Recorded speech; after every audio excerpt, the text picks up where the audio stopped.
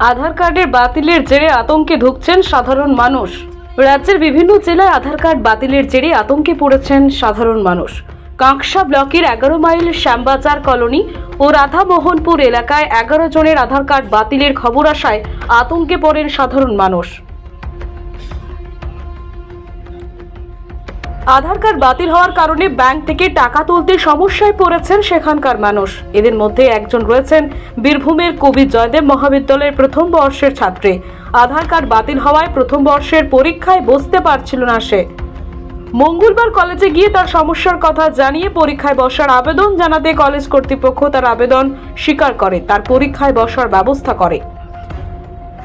রাজ্যের মুখ্যমন্ত্রী এই বিষয়ে প্রশাসনিক আধিকারিকদের ব্যবস্থা গ্রহণ করার নির্দেশ দেওয়ার পরেই ওই ছাত্রের পরীক্ষায় বসার ব্যবস্থা হওয়ায় রাজ্যের মুখ্যমন্ত্রীকে ধন্যবাদ জানিয়েছেন আশা বিশ্বাস ও তার পরিবার।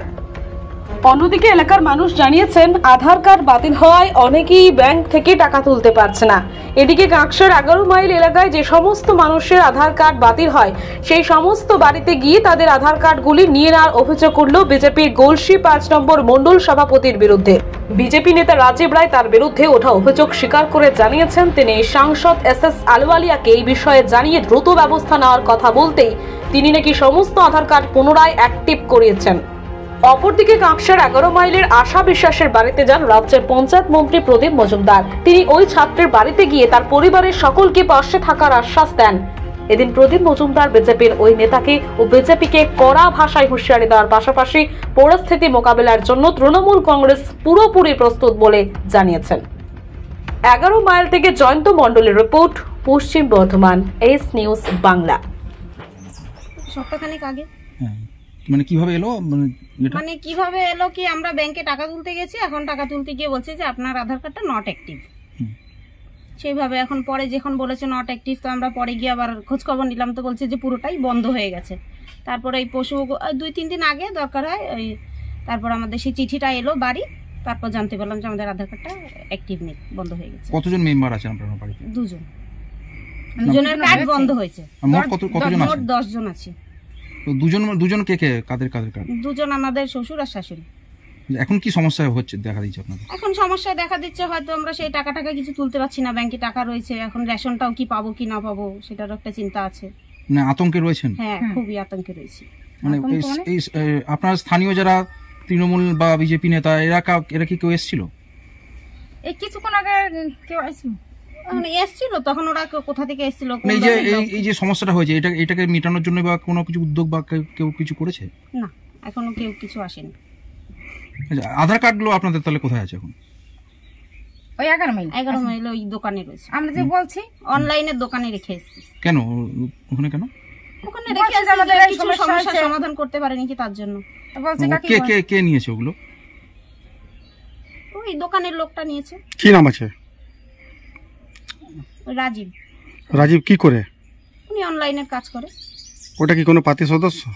ওটা আমরা বলতে পারবো না, সবকিছু তো কম বেশি অনলাইনের কাজটা যা হয় টাকা তোলা সব উনি করে দেন। না, আপনার তো যদি আধার কার্ডটা ঠিক হয় তো ওর মধ্যে থাম লাগে, তো থামটা তো কি রাজীব লাগালে থাম লাগালে আপনার আধার কার্ড ঠিক হয়ে যাবে? সেটা তো আমরা বলতে পারি না ঠিক হবে না কি হবে, তাহলে ঠিক করে দেবে না সেরকমও কিছু বলেনি। বলছে দেখা যাক, কিছু হয় না, কেউ পাশের আরেকটা দোকানও আছে, সেই দোকানেও দেখি চেষ্টা করি। এটা যদি না ঠিক হয় তাহলে কি সমস্যা হতে পারে আপনাদের? সমস্যা হতে পারে যখন আমরা ব্যাংকে টাকা লেনদেন করতে পারছি না, রেশনটা পাবো কিনা, অনেকই সমস্যা। মুখ্যমন্ত্রীর কাছে কি আবেদন করবেন আপনারা? আবেদন করব এটাই যে আমাদের আধার কার্ডটা শিগগিরই ঠিক করে দিক। আপনার নাম? আমার নাম পূজা বৈরাগী।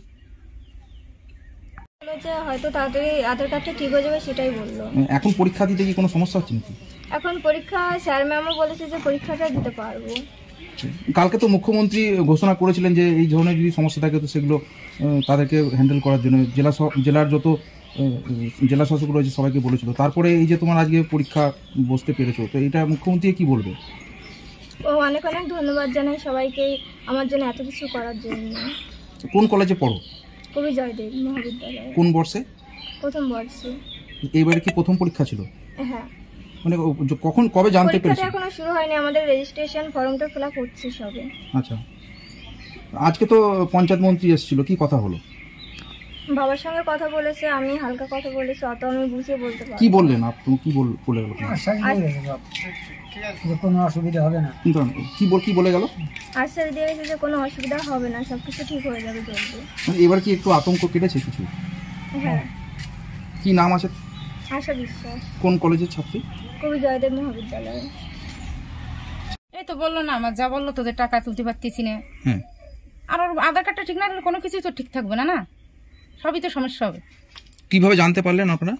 ওই যে আমার শাশুড়ি টাকা তুলতে গেছে, তখন বললো যে এই সমস্যা, যে টাকা তুলতেলাম না, বলে কি হয়ে গেছে। তার কিছুদিন আগে চিঠি আসলো, পরশুদিনকে। কি লেখা ছিল চিঠিতে? চিঠিতে মানে আধার কার্ড ক্যান্সেল করেছে। হ্যাঁ। এখন কিভাবে চলছে আপনাদের, কিভাবে চলছেন আপনারা? আমরা তো ভয় পেয়ে রয়েছে, কি বলবো বলো, টেনশন তো সবার খাওয়া দাওয়া নাই। কতজন হয়েছে মোটামুটি এখানে রয়েছে এরকম? আমাদের শ্বশুর শাশুড়ি তো 2 জন তো দেখলাম বর্তমান। আর ওই আশেপাশে আরো হয়েছে। আশেপাশেও হয়েছে নাকি এরকম? হ্যাঁ, 11 মাইল তো হয়েছে, কিন্তু এখানে আর হয়নি, এখানে শুনতে হয়নি, পাইনি। মানে ওই 11 মাইল দিয়ে হয়েছে হয়তো। আপনার নাম? তৃপ্তি বৈরাগী। আপনি নাকি আধার কার্ডগুলো নিয়ে গেছেন, মানে এটা কেন? আধার কার্ডগুলো নিয়ে গেছি বলতে আমি বলেছিলাম যে তোমাদের যে আধার কার্ডের প্রবলেম হয়েছে, আধার কার্ডগুলো দিন, আমাদের এমপির কাছে পাঠাবো, সেগুলো যাতে রিঅ্যাক্টিভ করা যায় তার জন্য আমি আধার কার্ডগুলো নিয়েছিলাম। কিছু কি ব্যবস্থা হয়েছে এখন? অবশ্যই ব্যবস্থা হয়েছে, এখনই আমাদের এমপি স্যার ফোন করেছিলেন, বললেন যে সমস্ত আধার কার্ড রিঅ্যাক্টিভ হয়ে গেছে। কতজন এখন রয়েছে এখানে আপনার? আমাদের এলাকায় 11 জনের আছে আপাতত। সবাই তো মোটামুটি আতঙ্কে রয়েছে, তাদের কি কোনো আতঙ্কের কারণে আগামী যে লোকসভা ভোট আছে সেই ভোটে পশ্চিমবঙ্গের মানুষকে কীভাবে আতঙ্কিত করা যায় তার বন্দোবস্ত মমতা ব্যানার্জি করেছে। আতঙ্কিত হওয়ার কোনো কারণ নেই।